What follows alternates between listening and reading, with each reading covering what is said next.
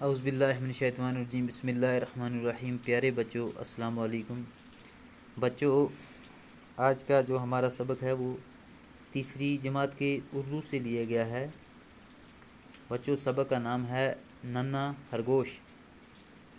آپ اپنی کتاب کا صفحہ نمبر 70 نکالیں گے اور کتاب پر دیکھیں گے۔ اوپر کچھ اس کے مشکل الفاظ دیے گئے ہیں، پہلے ہم انہیں پڑھیں گے۔ ترس آنا، خوراک، ننھا، نصیحت، ڈسنا۔ ترس آنا ہو گیا بچوں رحم آنا، خوراک غذا، ننھا چھوٹا، نصیحت نیک مشورہ، ڈسنا کسی زہریلے جانور خاص کر سانپ کا کاٹنا۔ ننھا خرگوش، کسی جنگل میں ایک خرگوش رہتا تھا، اس کا ایک ننھا بچہ تھا۔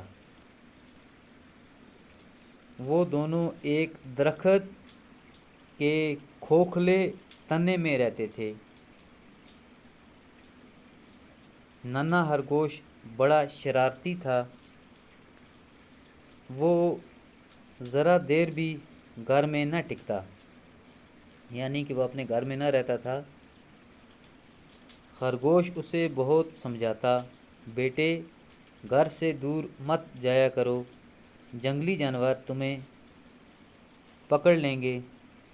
ننھے خرگوش پر باپ کی نصیحت کا بہت کم اثر ہوتا تھا۔ ایک بار سوکھا پڑا، گھر میں رکھی ہوئی خوراک ختم ہو گئی۔ خرگوش خوراک کی تلاش میں نکلا۔ ننھے خرگوش کو بڑی بھوک لگی تھی، وہ بھی خوراک کی تلاش میں نکل گیا اور ایک کھیت میں پہنچا۔ وہاں اسے ایک گاجر ملی۔ اس نے سوچا گھر چل کر آدھی گاجر میں کھاؤں گا اور آدھی باپ کو دوں گا۔ ننھا خرگوش واپس آ رہا تھا، راستے میں ایک دبلی پتلی ہرنی سے سامنا ہو گیا۔ وہ بولی، بھائی میرے بچے کل سے بھوکے ہیں، یہ گاجر مجھے دے دو، میں اپنے بھوکے بچوں کو کھلاؤں گی، وہ تمہیں دعا دیں گے۔